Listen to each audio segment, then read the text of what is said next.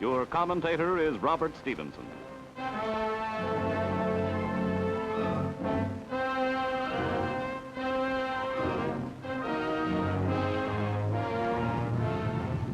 Vesuvius explodes.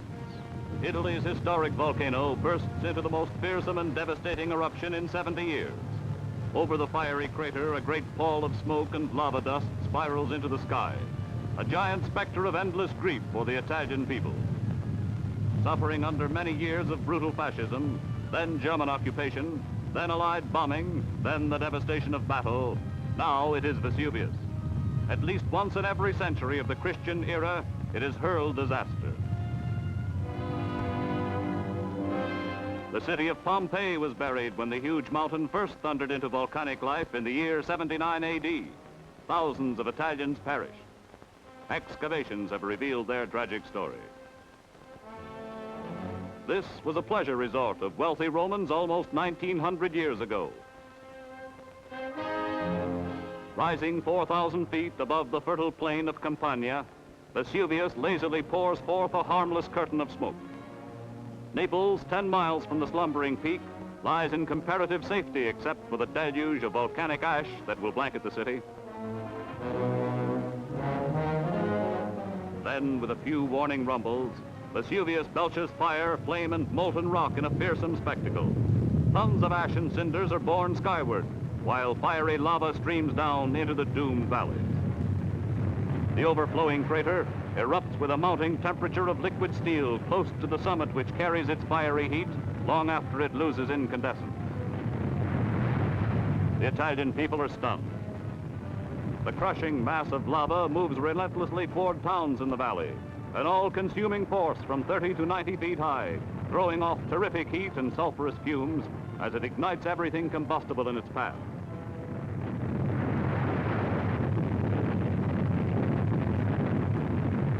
Venturesome youngsters linger too long in the danger zone and have to run for it. The wall of lava sweeps on. Frightened Italians try barricades of brush, hoping to check the cooling edge of the flood until it may solidify and build up a dam. But man's weak efforts against this monstrous force are hopeless.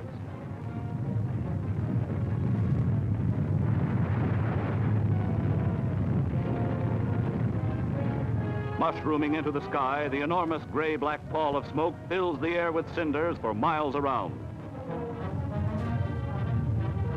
From fiery regions far deeper in the earth than any mine ever dug by man, the hot lava is a reminder that the earth was once just such a molten mass, gradually cooling until it formed an outer shell.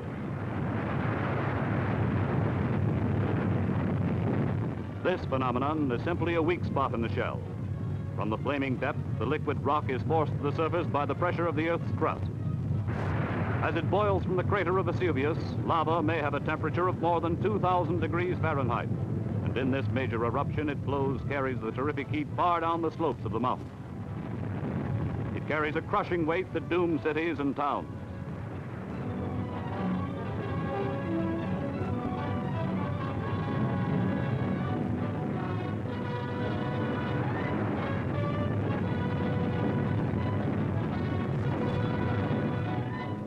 Salerno, 17 miles away, is buried in lava dust 3 feet in depth.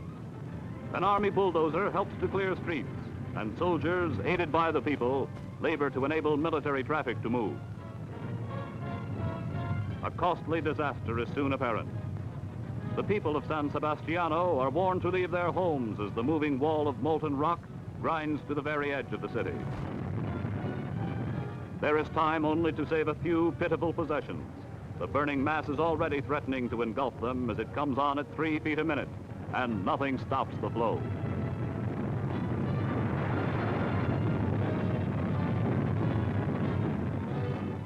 The revered image of San Sebastiano's patron saint is festooned with offerings. The faithful may leave worldly things behind, but not a blessed statue. So long as the eruption continues, the catastrophe grows, with ever the chance that new rivers of fire will flood from the crater. The moving mass is gathering its forces now to engulf a city. No puny structures built by man can slow the tempo of its crushing march.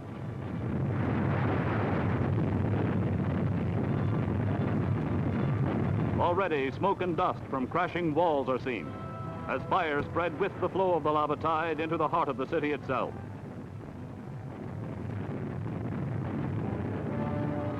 Its people are appalled. These are their homes. Hoping against hope, others wait until it's imperative to move on. War has seared much of Italy, with half the land a battlefield. But a stricken people see before them forces of destruction more devastating than the worst that man has ever devised.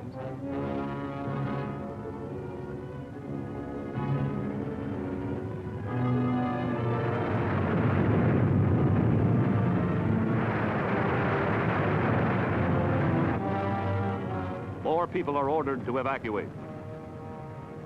The eruption continues, swelling the lava flow, and all throughout the second day, dense clouds of stifling black smoke dust billow upward, heavily laden with hot cinders. People in another doomed town are warned to get out. The molten rock sears everything it touches. Now the destruction spreads to Massa di Somma. It vies with war for diabolical supremacy.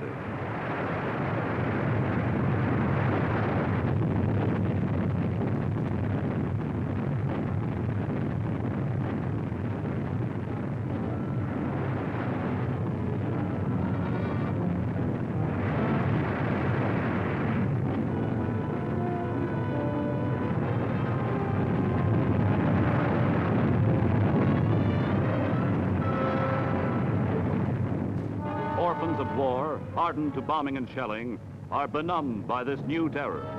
But so are their elders as they watch the drama of a perishing city. The unyielding tide of molten rock is accompanied by the continuous rumble of crashing walls.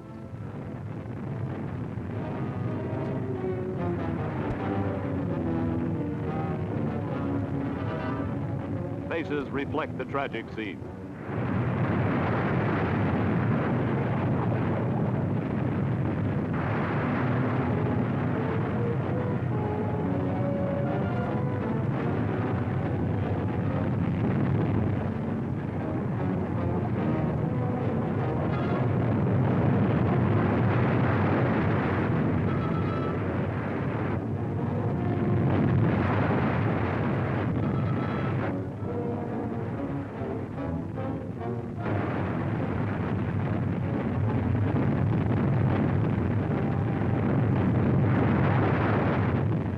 Ruin spreads throughout a city built within 2 miles of the volcano's peak and ignoring its tragic history. They move to safe havens, but they'll come back. Each generation seems to forget this horror, though once in every century the cycle of the volcano's activity seems certain to reach a period of unpredictable danger.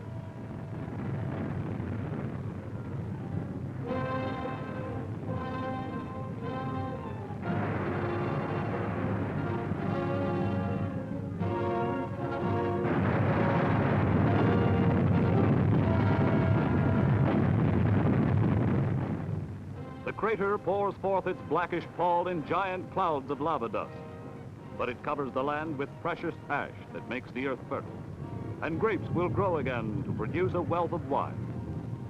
So the people will return and defiantly rebuild their homes on the slopes of the threatening volcano. They call the slopes the Happy Land, and all Italy prays that happier days will come once more with the end of this devastating eruption of Mount Vesuvius.